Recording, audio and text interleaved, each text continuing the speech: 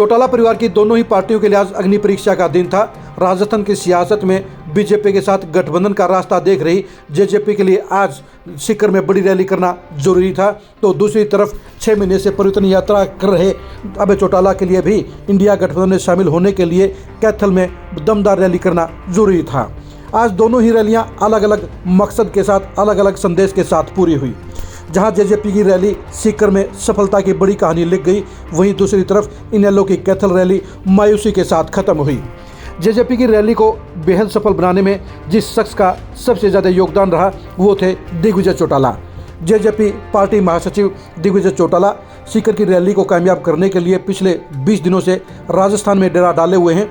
लगभग 50 विधानसभा क्षेत्रों में दिग्विजय चौटाला ने पार्टी कमान संभालते हुए वहां लोगों को रैली में आने के लिए न्योते दिए। उन्होंने राजस्थान की जेजेपी के नेताओं को लामबंद करते हुए रैली की मैनेजमेंट में सबकी हिस्सेदारी तय की और हरियाणा जेजेपी के नेताओं को सभी विधानसभा क्षेत्रों में तैनात कर वहां से ज़्यादा लोगों को रैली में लाने के लिए एक महीन योजना को अंतिम रूप दिया। दिग्विजय चौटाला की अगुवाई में आज जेजेपी अग्नि परीक्षा में पास हुई और सीकर में बड़ा जन समर्थन, एक बड़ा रैली करके उन्होंने साबित कर दिया कि वो बीजेपी के लिए एक फायदे की पार्टी साबित हो सकती है। वो 2024 के लिए हरियाणा के साथ साथ 2023 के आखिर में राजस्थान में भी बीजेपी को फ़ायदा दे सकती है। दिग्विजय चौटाला अभी तक अपने हर मिशन में कामयाब हुए हैं। दुष्यंत चौटाला के लिए खुशकिस्मती है कि उनके साथ में दिग्विजय चौटाला जैसा भाई है।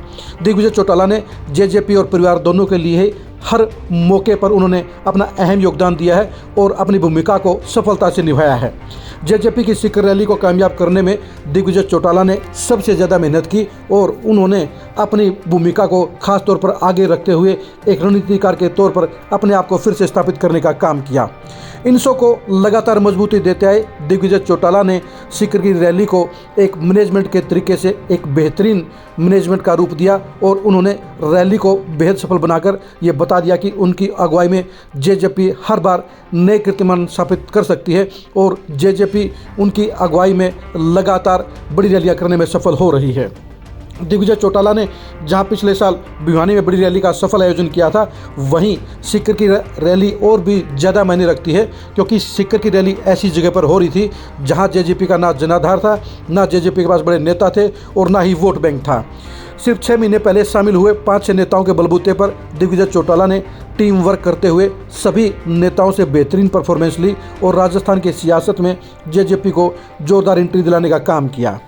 अभय सिंह चौटाला के लिए सबसे बड़ी दिक्कत यही रही कि उनको आज 2 झटके लगे।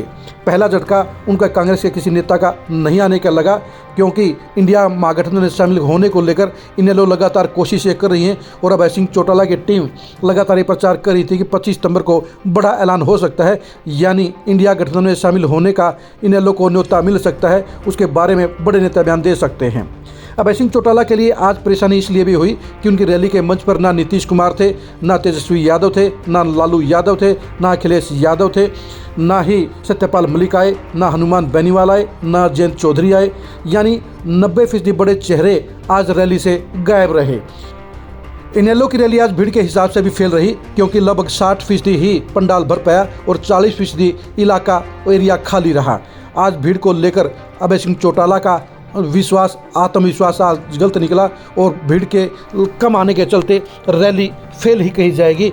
अगर पिछले साल की दृष्टि से देखा जाए तो रैली डबल रही, लेकिन जो मैनेजमेंट रैली के लिए किया गया था, जो पंडाल बनाया गया था, उसके हिसाब से रैली फेल हुई। अभय चौटाला के लिए सबसे बड़ी दिक्कत यह है कि उनके पास दिग्विजय चौटाला जैसा रणनीतिकार नहीं है। करण चौटाला और अर्जुन चौटाला अपने पिता की रैली में वो बड़ी भूमिका नहीं निभा पाए जो दिग्विजय चौटाला ने जेजेपी के लिए सीकर की रैली में निभाने का काम किया। बेशक से करण चौटाला और अर्जुन चौटाला लगातार एक्टिव होने की कोशिश करते हैं, लेकिन ये सच्चाई है कि वो अभी तक अपनी कसौटी पर खरे नहीं उतरे हैं। वो ना तो युवाओं को साथ जोड़ने में सफल रहे हैं और ना ही युवा वोट बैंक के साथ अपनी एक अलग इमेज बना पाए हैं। इसके अलावा मैनेजमेंट के नज़रिए से भी करण चौटाला और अर्जुन चौटाला दिग्विजय चौटाला से कोसों पीछे हैं। दिग्विजय चौटाला का फ़र्क ही एकमात्र ऐसा फैक्टर रहा जो दोनों ही पार्टियों के बीच में खड़ा नजर आया। जहां दिग्विजय चौटाला ने राजस्थान में बिल्कुल नई नवेली पार्टी को एक जोरदार रैली के तौर पर उन्होंने गिफ्ट देने का काम किया, उन्होंने राजस्थान की सियासत में एक बड़ा धमाका करने का काम किया।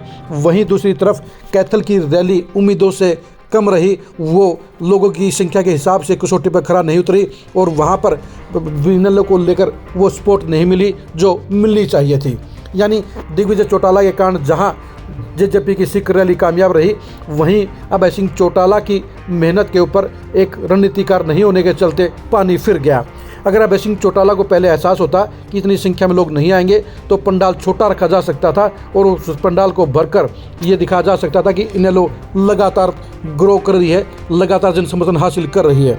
लेकिन 40% पंडाल का खाली रहने से अभय सिंह चौटाला को झटका लगा है, लेकिन उससे बड़ा झटका उनके लिए इंडिया गठबंधन के तौर पर बड़े नेताओं का नहीं आना और कांग्रेस का रैली में आने से इनकार करना रहा। अभय सिंह चौटाला के लिए अब चुनौतियां बढ़ गई हैं और उन्हें नए सिरे से अपनी पार्टी को आगे बढ़ाने के लिए अब और इंतजार करना पड़ेगा। उन्हें नीतीश कुमार और दूसरे बड़े नेताओं के जरिए इंडिया महागठबंधन में शामिल होने के लिए कोशिशें जारी रखनी होगी।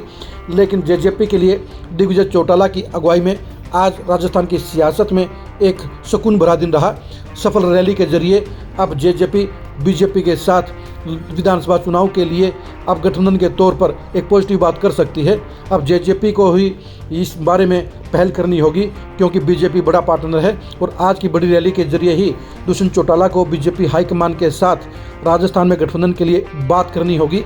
दिग्विजय चौटाला ने सफल रैली करने की अपनी जिम्मेदारी को पूरा कर दिखाया है। अब गठबंधन करने का काम दुष्यंत चौटाला को सिरे चढ़ाना होगा। उन्हें बीजेपी हाईकमान के साथ बैठकर राजस्थान की सियासत में दोनों पार्टी के तालमेल के बारे में, उन्हें पॉजिटिव चीज़ों के बारे में, पॉजिटिव रिजल्ट के बारे में बताना होगा और गठबंधन को अमली जामा पहनाने की कोशिश करनी होगी। वहीं अभय सिंह चौटाला के लिए अब संघर्ष का रास्ता और बढ़ गया है क्योंकि अगर इनेलो इंडिया गठबंधन में शामिल नहीं हुई तो उनके लिए समस्याएं बढ़ जाएंगी। इनेलो के लिए अकेले बलबूते पर 2024 का चुनाव किसी भी सूरत में आसान नहीं होगा और ऐसे में अभय सिंह चौटाला खुद भी चुनाव हार सकते हैं।